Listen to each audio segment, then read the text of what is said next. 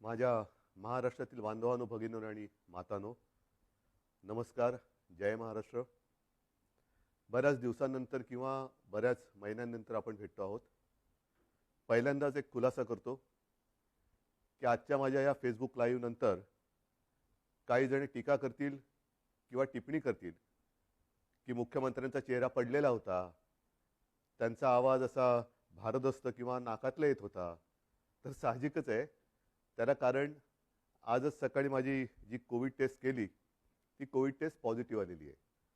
त्याच्यामुळे हा काही इतर कशाचाही दुष्परिणाम नाही, तर तो कोविडचा जो काही एक दुष्परिणाम असतो तो आहे. असो, बऱ्याच महिन्यांनंतर मी आपल्यासमोर आल्यानंतर नेमकं बोलणार काय आहे. बोलण्यासारख्या गोष्टी बऱ्याच आहेत. थोड्याफार मी आता बोलणारच आहे. हेही आपल्याला माहिती आहे की कोविडचा विषय निघाल्यानंतर कोविड काळामध्ये जी काही आपण लढाई कोविडबरोबर लढलो, प्रसंग बाका होता. मला तर प्रशासनाचा कसलाही अनुभव नव्हता आणि तशा त्या कठीण काळात म्हणजे कोणीही तोंड देऊ शकलेलं नव्हतं किंवा ज्यांच्या अनुभवाला हा कोविड आला नव्हता, अशा प्रशासन माहिती नसलेल्या माणसाच्या वाटेला पहिल्या 2-3 महिन्यातच कोविड आला. मला जे काही करायचं ते मी प्रामाणिकपणाने त्याही वेळेला केलं. कोविडपासून सावध कसं राहायचं, काय काय करायचं हे मी तुम्हाला का सांगतोय, कारण त्या दरम्यानच्या काळात जे काही सर्वे होत होते त्या सर्वेमध्ये देशातील सर्वोत्तम 5 टॉप मुख्यमंत्र्यांमध्ये तुमच्या सगळ्यांच्या मेहनतीमुळे आणि तुम्ही दिलेल्या सहकार्यामुळे महाराष्ट्राच्या मुख्यमंत्र्यांना तो एक त्याच्यामध्ये ती गणना केली गेली. साहजिकच आहे. आत्ताचा विषय कोविड हा जरी असला तरी तो विषय मी घेऊन तुमच्यासमोर आलेला नाही आहे. मी आलेलो आहे काही वेगळे मुद्दे घेऊन. जे काही मुद्दे गेल्या काही दिवसांपासून प्रसारमाध्यमातून आपल्यासमोर येत आहेत. मग ते शिवसेना आहे, ही शिवसेना बाळासाहेबांची आहे का, शिवसेनेने हिंदुत्व सोडलं आहे का, मग ही शिवसेना नेमकं कोण चालवतं आहे, मुख्यमंत्री भेटत का नाहीत, मुख्यमंत्री भेटत नव्हते, मुख्यमंत्री म्हणजे मी, हे गेल्या काही दिवसांपूर्वी सत्य होतं. ह्याचं कारण जी माझी शस्त्रक्रिया झाली होती तो अनुभव काय होता, त्या अनुभवाचं एक वर्णन नाही मी करत बसणार. पण त्याच्यानंतरचे 2-3 महिने हे फार विचित्र होते. मी कोणालाही भेटणं शक्य नव्हतं, म्हणजे भेटू शकत नव्हतो. म्हणून तो जो काळ होता तो मुख्यमंत्री कोणाला भेटत नाही हा मुद्दा बरोबर आहे. पण त्याच्यानंतर मी आता भेटायला सुरुवात केलेली आहे. जी जी काही कामं, बरं असंही नाही की मी भेटत नव्हतो म्हणजे कामं काही होत नव्हती. मी माझी पहिली कॅबिनेट मीटिंग ही हॉस्पिटलमध्ये बाजूच्या खोलीतनं अशीच ऑनलाईन केली होती आणि त्याच्यानंतर काम हे अव्यवहातपणे सुरू आहे. शिवसेना म्हणाल तर शिवसेना आणि हिंदुत्व हे दोन घट्ट एकमेकांमध्ये गुंफलेले जोडलेले हे शब्द आहेत. शिवसेना कदापि हिंदुत्वापासून आणि हिंदुत्व कदापि शिवसेनेपासून दूर होऊ शकत नाही. कारण शिवसेना प्रमुखांनी जो एक कानमंत्र दिलेला आहे की हिंदुत्व हा आमचा श्वास आहे. म्हणूनच गेल्या एक 8-15 दिवसापूर्वी आदित्य, एकनाथ शिंदे, त्यांच्याबरोबर आपले काही आमदार, खासदार, मंत्री हे अयोध्येला जाऊन आले. हिंदुत्वासाठी काय काय केले, कोणी कोणी काय काय केले हेही बोलण्याची आत्ता वेळ नाही आहे. पण हिंदुत्वाबद्दल मी विधानसभेत, विधिमंडळात बोलणारा कदाचित पहिला मुख्यमंत्री असेल. मग नेमकं झालंय काय, ही शिवसेना कोणाची आहे. काही जण असं आरोप करतायत की किंवा असं भासवण्याचा प्रयत्न करतायत की आता काय बाळासाहेबांची शिवसेना राहिली नाही. ठीक आहे ना, बाळासाहेबांची शिवसेना आणि आत्ताच्या शिवसेनेत फरक काय नेमका, असं काय मी नेमकं केलेलं आहे की शिवसेना ही बाळासाहेबांच्या विचारापासून दूर जात चाललेली आहे. त्यावेळेला जे विचार होते तेच आपण पुढे नेत आहोत. बरं, त्याच्यानंतर म्हणजे आपल्यातून बाळासाहेब 2012 साली गेले. 2014 साली आपण एकाकी लढलो होतो. तेव्हाही आपण हिंदूच होतो, आत्ताही हिंदूच आहोत, उद्याही हिंदूच राहणार आहोत. मुद्दा, विचार हा तोच राहणार आहे, तोच असणार आहे. पण 2014 साली सुद्धा जी लढलेली शिवसेना होती आणि जिने एकट्याच्या ताकदीवरती प्रतिकूल परिस्थितीत 63 आमदार निवडून आणले आणि ते 63 आमदार आल्यानंतर त्यातले काही नंतर जे मंत्री झाले ती सुद्धा शिवसेना बाळासाहेबांच्या नंतरची शिवसेना होती. आणि त्याच्यानंतरची आत्तापर्यंतची वाटचाल म्हणजे मग मी आता गेली 2.5 वर्ष मी स्वतः मुख्यमंत्री आहे. माझ्यासोबत पहिल्या आणि आत्ताच्या मंत्रिमंडळातले जे काही सहकारी आहेत ते सुद्धा त्याच बाळासाहेबांच्या शिवसेनेतले सहकारी आहेत. म्हणजेच काय की पहिल्या प्रथम शिवसेना हिंदुत्व, शिवसेना कोणाची, शिवसेनेने हिंदुत्व सोडले का, शिवसेना बाळासाहेबांची राहिली नाही का, मग आम्हाला ती बाळासाहेबांची शिवसेना पाहिजे. मग मधल्या काळामध्ये जे काय सगळं मिळालं ते बाळासाहेबांनंतरच्या शिवसेनेने दिलं, हे मी म्हणेन कृपा करून लक्षात ठेवा. मग आता मुद्दा काय आहे की सध्या राज्यामध्ये काय चाललेलं आहे. आपल्याला सर्वांना कल्पना आहे की शिवसेनेचे काही आमदार गायब, अमुक गायब, तमुक गायब, गेले कुठे. पहिले सुरतला गेले, त्याच्यानंतर आता म्हणतात गुवाहाटीला गेले. आता त्यातल्या काही आमदारांचे आपल्याला फोन येत आहेत, आम्हाला इकडे आणले गेले, आम्हाला परत यायचंय. आपल्यामध्ये इथे असलेल्या आमदारांना काही फोन येत आहेत. मला त्याच्यामध्ये जायचंच नाहीये. हे जे माझं मनोगत आहे ती मी अवघ्या 5 मिनिटात संपवणार आहे. आणि ते एवढ्यासाठी की काल परवा जी आपली एक निवडणूक झाली विधान परिषदेची, त्या विधान परिषदेच्या निवडणुकीच्या आदल्या दिवशी हॉटेलमध्ये सगळे आपले आमदार होते. मी तिकडे गेलो आणि म्हटली काय परिस्थिती, ही कोणती लोकशाही, ज्यांना आपण आपलं मानतो. शिवसैनिक मरवर मरतात, राबतात, निवडून देतात. जनता सुद्धा शिवसेनेच्या विचारावरती विश्वास ठेवून त्यांना निवडून देते. आणि आपली माणसं ह्यांना सुद्धा आपल्याला एकत्र ठेवावं लागतात का. अरे हा कुठे गेला बघा, तो कुठे गेला बघा. मग मध्येच कोणतरी गायब होतो, कुठे गेला होता, नाही मी जरा बाथरूमला गेलो होतो. म्हणजे बाथरूमला गेला तरी संशय. म्हणजे बाथरूमला म्हणजे असं म्हणतात की शंका ठीक आहे, पण लघुशंकेला गेला तरी शंका. ही कुठली लोकशाही. ही अशी लोकशाही काय मला आवडणारी आणि पटणार नाही. आणि मला वाटतं बाळासाहेबांनाही पटत नव्हतं आणि आपल्यालाही पटणार नाहीये. मला एक मुद्दा काय सांगायचा आहे की मला कशाचाही अनुभव नसताना जे काय घडलं, मी इच्छेपेक्षा जिद्दीने करणारा माणूस आहे. इच्छा असो वा नसो, पण एकदा जबाबदारी अंगावर आली तर ती जबाबदारी मी पूर्ण जिद्दीने पार पाडण्याचा प्रयत्न करतो. आणि त्याच जिद्दीने मी शिवसेना प्रमुखांना दिलेलं वचन पूर्ण करणारच हा निश्चय मनाशी बाळगून रणांगणात उतरलो. त्यावेळेला मी आपल्यासमोर आलो होतो, आज सुद्धा समोर आलेलो आहे. कोणताही अनुभव नव्हता. आपल्याला तेव्हा नाईलाज झाला, वेगळा मार्ग पत्करावा लागला. काँग्रेस आणि राष्ट्रवादी हे गेले 25-30 वर्ष आपण त्यांच्या विरोधात, ते आपल्या विरोधामध्ये हे लढत आलेलो आहोत. मग त्याच्यानंतर हे जे काय घडलं हे सर्वांना माहिती आहे की काँग्रेस आणि राष्ट्रवादीने, विशेषतः पवार साहेबांनी, ती बैठक आमची तिन्ही पक्षाची झाली. त्या बैठकीमध्ये सगळं ठरलं. आणि ते ठरल्यानंतर मला त्यांनी सांगितलं की उद्धव जरा 1 मिनिट बोलायचंय. म्हटलं काय बोलायचं, आता ठरलंय सगळं. नाही 1 मिनिट. आणि बाजूला खोलीत गेल्यानंतर त्यांनी सांगितलं की उद्धव हे सगळं ठीक आहे, पण जबाबदारी तुम्हाला घ्यावी लागेल. म्हटलं का. तर तसं नाही म्हणे, आमच्याकडे पण ज्येष्ठ लोक आहेत, काँग्रेसकडे पण ज्येष्ठ लोक आहेत, आणि शिवसेनेकडनं जर तुम्ही नसाल तर ते पुढे चालणं हे कठीण आहे. मी म्हटलं पवार साहेब काय मस्करी करता का. मी आत्तापर्यंत महापालिकेत सुद्धा महापौर जिंकल्यानंतर अभिनंदन करायला जातो. म्हणजे साधा महापालिकेत न गेलेला माणूस मुख्यमंत्री कसा होणार. ते बोलले नाही तुम्हाला हे करावं लागेल. ठीक आहे, जिद्द केली. मग पवार साहेबांनी, सोनिया गांधींनी विश्वास टाकला माझ्यावरती. सोनियाजी सुद्धा मध्ये कधीतरी आपुलकीने फोन करत असतात, विचारत असतात. एक गोष्ट लक्षात घ्या की कोणताही अनुभव नसलेला माणूस इकडे बसवणं, त्याच्या मागे नुसता स्वार्थ हा विचार नाहीये. पण एक राजकारण म्हटल्यानंतर राजकारण कुठेही कसंही वळण घेऊ शकतं, पण त्या वळणाला सुद्धा अर्थ पाहिजे.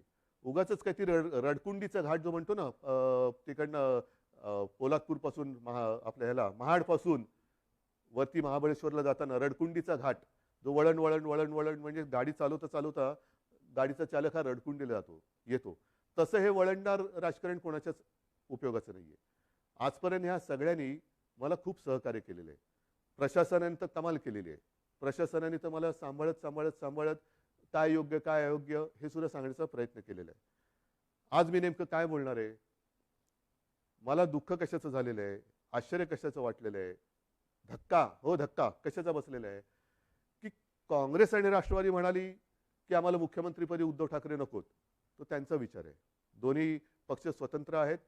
ठीक आहे, सत्तेच्या तडजोडीसाठी आपण एकत्र आलो होतो असं जे काही इतर जण म्हणतायत, त्यांच्याप्रमाणे सत्तेच्या साठी आपण एकत्र आलो होतो. पण आज सुद्धा सकाळी कमलनाथजींनी मला फोन केला होता. कालच सकाळी शरद पवारजींनी फोन केला. मला म्हणाले उद्धव आम्ही तुमच्या सोबत आहोत. हा त्यांच्या भरोश्याचा विषय. पण त्यांनी भरोसा माझ्यावरती ठेवल्यानंतर माझ्याच लोकांना जर मी मुख्यमंत्रीपदी नको असेल तर काय करायचं, हा मोलाचा प्रश्न आहे. माझीच लोक म्हणत असतील की ते ठीक आहे, त्यांना हवे असतील पण आम्हाला तुम्ही नकोत. मग मला हेच म्हणायचं आहे की समजा माझ्या लोकांना, म्हणजे मी माझं म्हणतोय ते मला आता माझं आपलं मानतात की नाही मला माहिती नाही, कारण ते माझ्या समोर नाहीयेत. तर तुम्ही इथे येऊन बोलायला काय हरकत होती?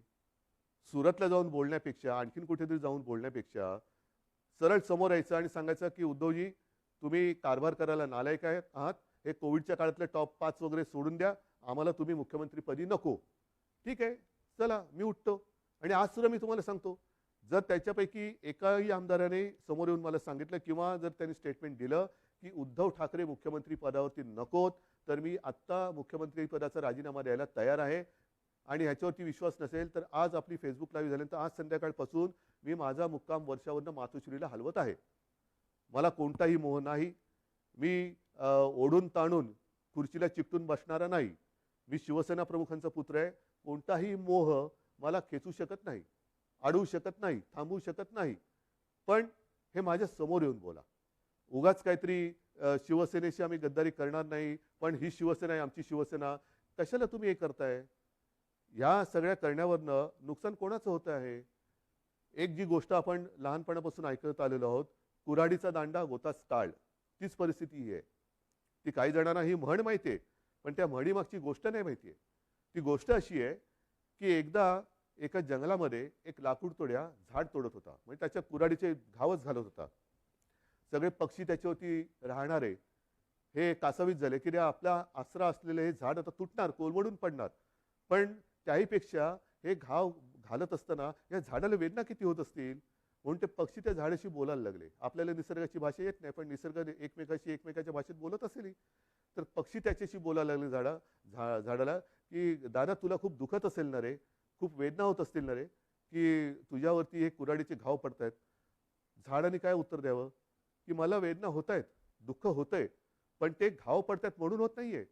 तर हा लाकूड तोड्या ज्या कुऱ्हाडीने घाव घालतोय, त्या कुऱ्हाडीचं लाकूड हे माझ्या फांदीचं लाकूड आहे, त्याच्या मला वेदना जास्त होत आहेत, त्याच्या वेदना जास्त होत आहेत. हेच आज चाललेलं आहे, हेच आज चाललेलं आहे. कुऱ्हाडीचा दांडा हा आपला जे गोतास काळ, म्हणजे आपली जी राजकारणातली जन्मदात्री आहे, शिवसेना आहे, तिच्यावरती तिचंच लाकूड वापरून घाव कोणी घालू नका. या समोर बसा, मी देतो राजीनामा. चला, मी तुमच्या हातामध्ये आज मी माझ्या राजीनाम्याचं पत्र तयार करून ठेवतो आहे. जे आमदार गायब आहेत किंवा त्याने गायब केलेलं आहे, त्यांनी यावं आणि माझ्या राजीनाम्याचं पत्र घेऊन राजभवनमध्ये जावं. मी का नाही जात? कारण मला कोविड झालंय. त्यातून राज्यपाल महोदय म्हणाले की उद्धवजी को खुद को आने दो, चलो मैं भी आने के लिए तैयार हूं. मी यायला तयार आहे. म्हणून मी पुन्हा एकदा सांगतोय की ही कुठेही आगतिकपणा नाही, हा कुठेही अगदी लाचारीचा प्रसंग नाही किंवा मजबुरी तर अजिबात नाहीये. कारण आजपर्यंत अशी अनेक आव्हानं बिनसत्तेची आपण पेललेत. हे काय मोठं आव्हान आहे? काय होईल जास्तीत जास्त?